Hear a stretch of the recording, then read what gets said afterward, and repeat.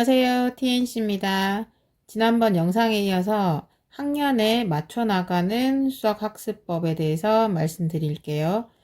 보통은 초등과정이나 중등과정에서 상담을 진행해 보면 보통은 이제 어머님들이 얘기하시는 것 중에 하나가 초등, 중등 과정이 매 순간 중요하긴 하지만 그때 보통들 수학 같은 경우는 얘가 문제를 잘 안 읽는 것 같아요.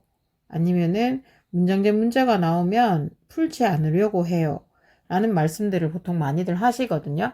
근데 뭐 고등학교 학생들 같은 경우는 그런 게 있고 뭐 이런 게 없어요. 왜냐면 뭐 엄마가 이제 커버를 쳐줄 수 있는 학년들이 아니다 보니까 받아들이는 거죠. 그래서 항상 말씀드리는 것 중에 하나가 초등이나 중등 같은 경우는 시간을 확보할 수 있다는 거. 그게 가장 큰 장점이면서 그 시간을 어떻게 잘 사용하느냐에 따라서 좀 더 나은 미래가 보장되는 건 사실이겠죠. 그러니까 어머님들 쉽게 생각하시면 왜 그런 거 있잖아요. 어렸을 때 어린 왕자라는 책을 읽었을 때랑 어른이 되었을 적에 어린 왕자를 읽으면 느낌이라는 게 확 다르다는 거. 좀 감이 좀 오시는지 모르겠네. 이게 사전 배경 지식 차이인 것 같아요. 그러니까 어린아이들한테 아는 게 별로 많이 없는데 자꾸 문제를 풀어라고 하고 자꾸 읽어봐라고 얘기하니까 그러니까 글자만 읽는 거예요. 글을 읽어야 되는데 글자만 자꾸 읽고 있거든요, 아이들이. 그러다 보니까 문제가 귀에 쏙쏙 안 들어오는 거야. 이게 사전 배경 지식이 그래서 굉장히 중요하거든요. 그러니까 속된 말로 이제 나이가 들고 시근이 들게 되면은 어느 정도 이해력이라는 건 따라붙게 돼 있어요. 그 이해력을 조금 더 빠른 시간에 조금 더 빨리 하라고 한우리 독서 토론 논술부터 시작해서 논술까지 독서까지 시키는 거잖아요. 근데 제 개인적인 생각에서는 책을 많이 읽으면 당연히 시너지 효과는 없지는 않아요. 왜냐면 전교 1등한 애들한테 물어보면 다 책만 읽었다 하거든요. 그건 전교 1등이기 때문에 서브 개념이 되는 거지 책을 읽고 다른 거는 공부를 안 했다고 착각들 하시는 것 같아요. 책만 읽는다고 해서 공부를 잘하고 성적이 잘 나오진 않아요. 그냥 그거 역시도 서브 개념이 되는 거거든요. 그러니까 그런 포텐셜을 키워줄 수 있는 게 초등학교하고 중학교라는 거죠. 지난번 영상에서 4분의 1 쿼터, 4분의 2 쿼터, 4분의 3 쿼터 말씀드렸었잖아요. 그러니까 초등학교 한 2학년부터 시작해서 중학교 들어가기 전까지 그런 기본 연산들. 그래서 보통들 어머님들 또 상담이나 뭐 테스트 같은 거 받으러 가면 이런 말씀도 많이 들어보셨을 거거든요. 쉬운 문제에서 어려운 문제는 잘 푸는 것 같은데 근데 산수가 안 돼서 틀리는 것 같아요. 이런 말들.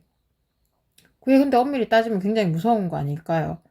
항상 말씀드리는 것 중에 하나가 쉬운 문제는 쉬워서 틀리고 어려운 문제는 어려워서 틀리는 거거든요.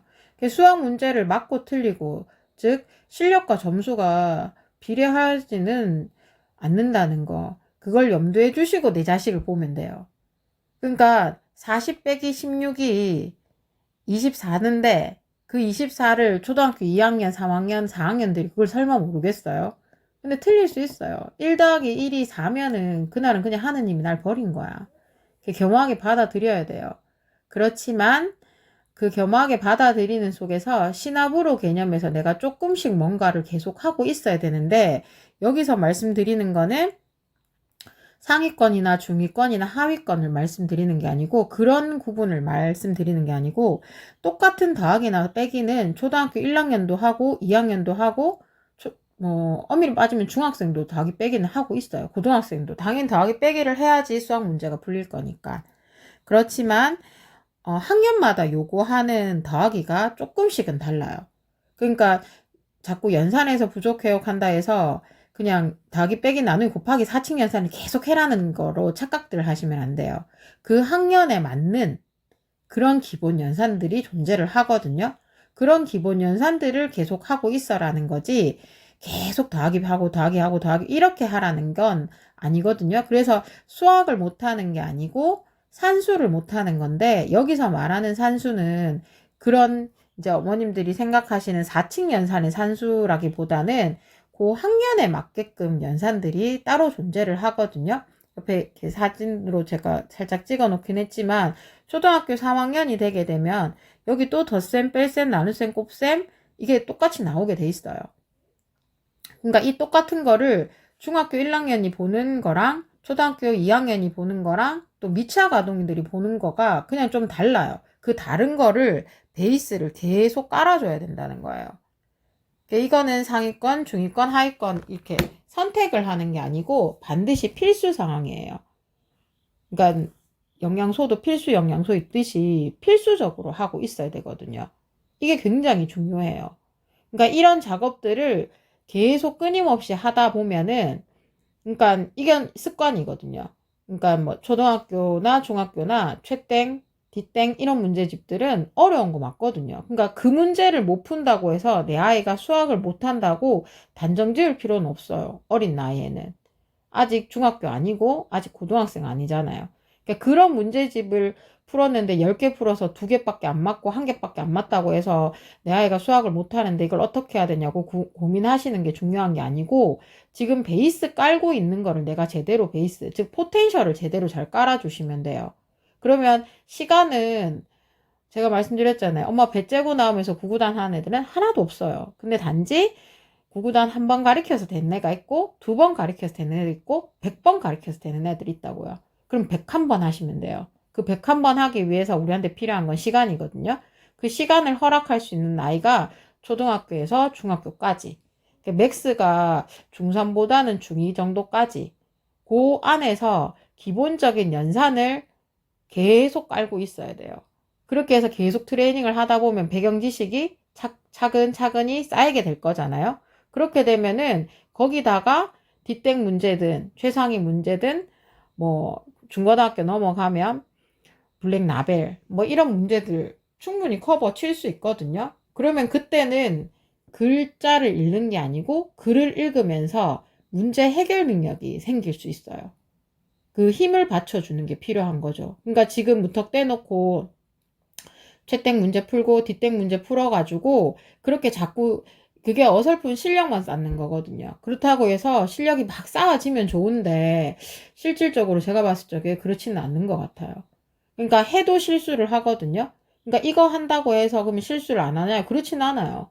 그러니까 뭐 공부한다고 해서 다 100점 나오면 좋지만 100점 안 나올 수 있잖아요. 그래서 그냥 자식이 좀 부족하다고 생각할 때 이 부족 부분을 내가 어떤 식으로 채워 나갈 수 있느냐를 근데 자꾸 좋은 것만 이렇게 위에 거 기본 바탕은 안 하고 그러니까 차근차근히 하면 되는데 그 차근차근히를 안 하고 자꾸 위에 거 덧칠만 하려고 하시다 보면 언젠가는 무너져요. 기본기가 없기 때문에. 그래도 기본기가 탄탄하게 잡혀있는 포텐셜을 가지고 있는 아이들은 언제 터져도 터져요. 제가 이렇게 한 장시간 뭐 이렇게 이런 직업을 있다 보면은 그런 아이들은 고등학교 가서도 충분히 커버링을 칠 수 있거든요. 그래서 어머님들이 생각을 하실 때 특히나 초등학생이나 중학교 한 1학년, 2학년 정도까지는 그런 기본 베이스를 계속 깔아주셔야 돼요.